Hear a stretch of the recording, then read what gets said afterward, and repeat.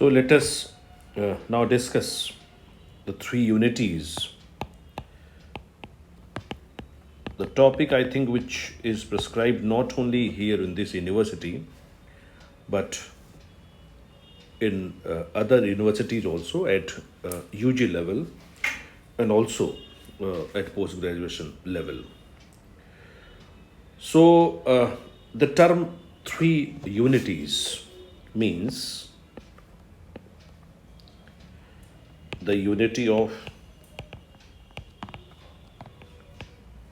action, the unity of time, and then the unity of place.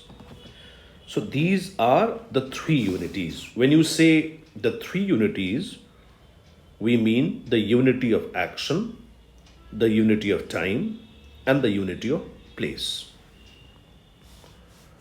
Now, what is the meaning of the unity of action?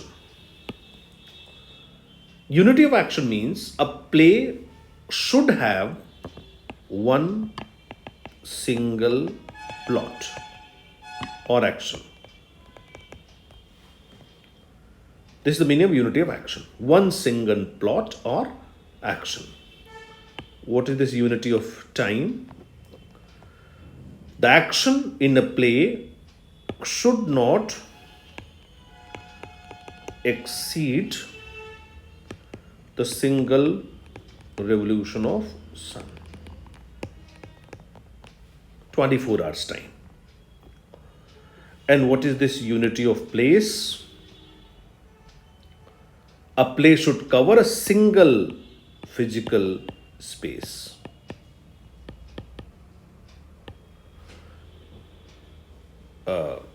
It should not, represent more than one place.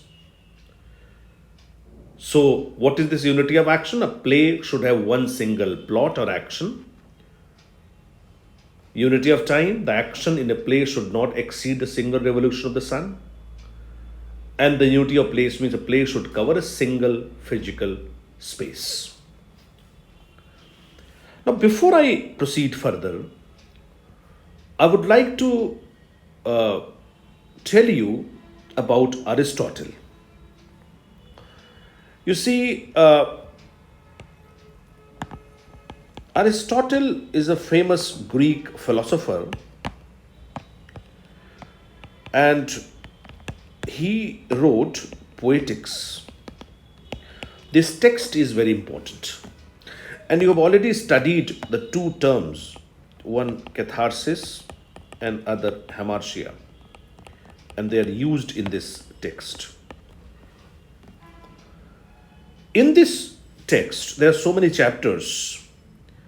In chapter 6 of Poetics, Aristotle gives the immortal definition of tragedy that I think you should keep in mind. The definition of tragedy given by Aristotle.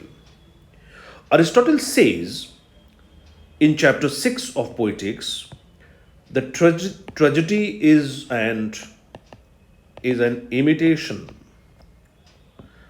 For the word imitation, the Greek word is mimesis.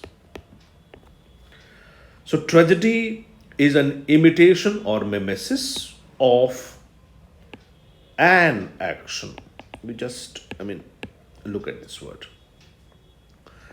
That is serious. Tragedy is an imitation of an action that is serious. Each and every word of the definition is important. Complete and of a certain magnitude, size.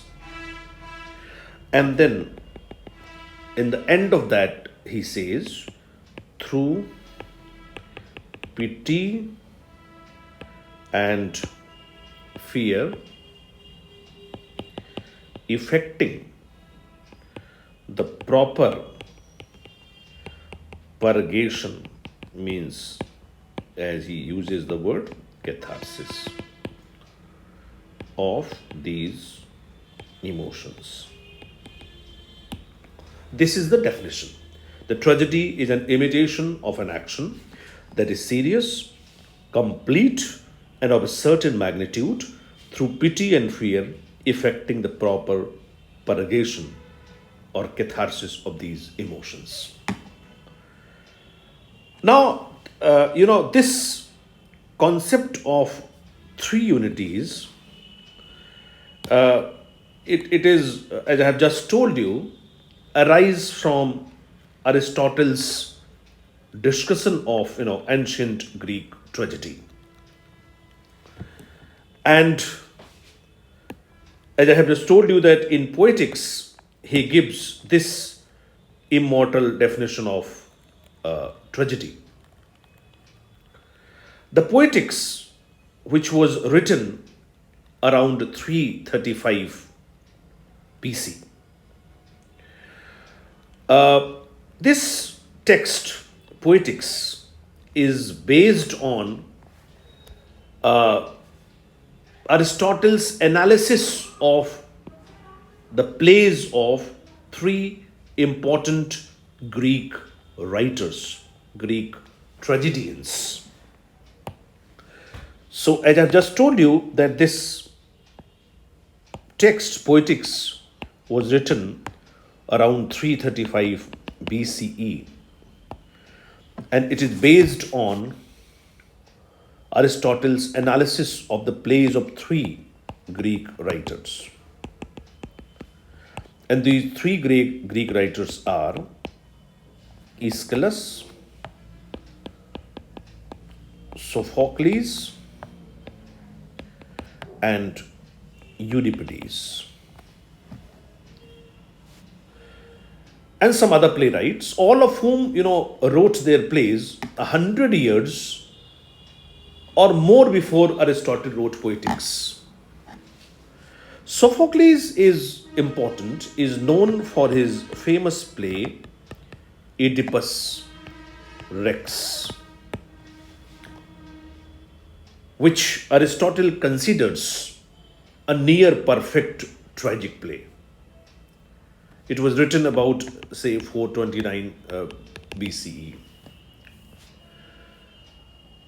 Now, in the definition of tragedy, Aristotle uses the word complete. As I told you that each and every word of the definition of tragedy is important. He said tragedy is an imitation of an action that is serious, complete, and of a certain magnitude. So he uses the word complete. Aristotle means that the plot or the action of the play should be self-contained. It should have proper beginning, proper middle, and proper end. So the action of the play should have the proper beginning, middle, and end. And the events should have the causal relationship. That is cause and effect relationship. If A, B, C are the three events, so B should be the result of A and C should be the result of both A and B. It should have proper beginning, middle, and end. Regarding the unity of time, Aristotle says in chapter 5, in chapter 6, he gives the definition of tragedy, and about unity of time, he explains in chapter 5 of Poetics. In chapter 5 of Poetics, he says that the tragedy endeavors as far as possible to confine itself to a single revolution of the sun. this says in chapter 5, single revolution, as I have told you in the beginning. He says in chapter 5 about unity of time. And let me tell you that Aristotle does not tell anything about unity of place. He does not mention unity of place in Poetics at all. It's important here in this context that Aristotle's comments about the unities of action and time were based on his analysis of the plays of ancient Greek playwrights. I have just given you the reference. And were not intended to be rules for playwrights to follow. French neoclassical writers and critics, living at the same time as Samuel Johnson, formalized Aristotle's writing into the three unities and adding unity of place, meaning that the entire play occurs in a single location.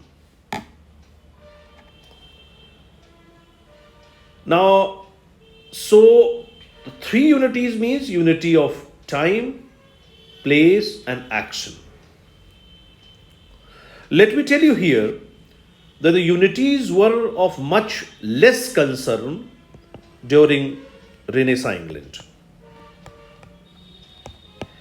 And we have the examples of Marlowe, Shakespeare, and Ben Jonson.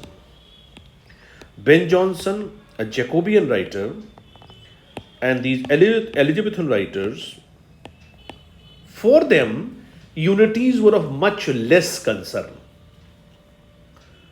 Because these, writers included two or more plots in a play. And Aristotle said that there should not be subplots. They also mixed comedy and tragedy. And they also freely switched settings. Here in this context, I would like to quote two lines from prologue to the play Volpone, written by Ben Jonson. It was first performed in 1605-6. In prologue, two lines are there, and that show the violation of these unities. The lines are: the laws of time, place, persons, he observeth from no needful rule he swerveth. Violation. I would like to give you the example of one critical piece which was written during 18th century. This is an essay on dramatic poesy by John Dryden. Now, this essay on dramatic poesy by John Donne, it's a critical piece, but I'm going to give you the examples of two critical texts. One is an essay on dramatic poesy by John Dryden, and the other, preface to Shakespeare by Dr. Samuel Johnson. Now, this text and essay on dramatic poesy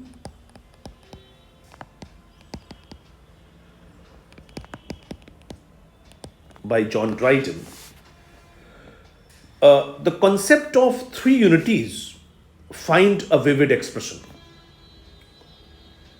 through a debate, through a discussion among four characters. And these characters are Crites,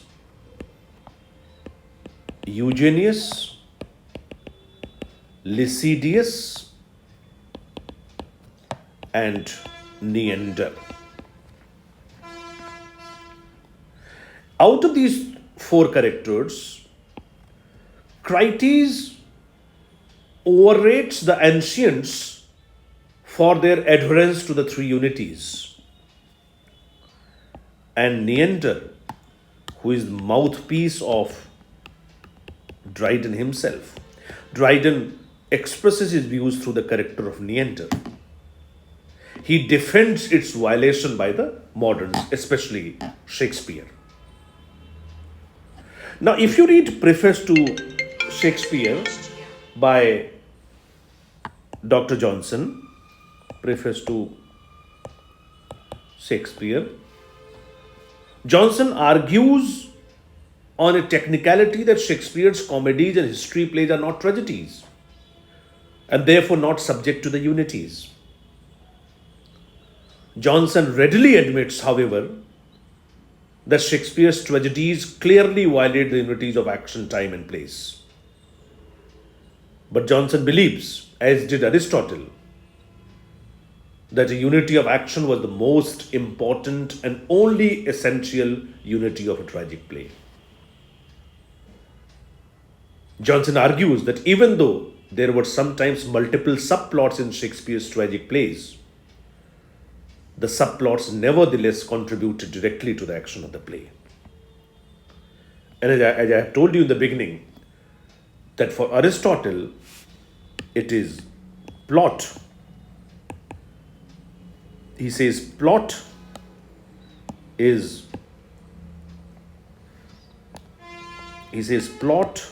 is the soul of tragedy. Meaning is that it is action which plays the most important role in tragedy. So this is all about three unities. Thank you very much.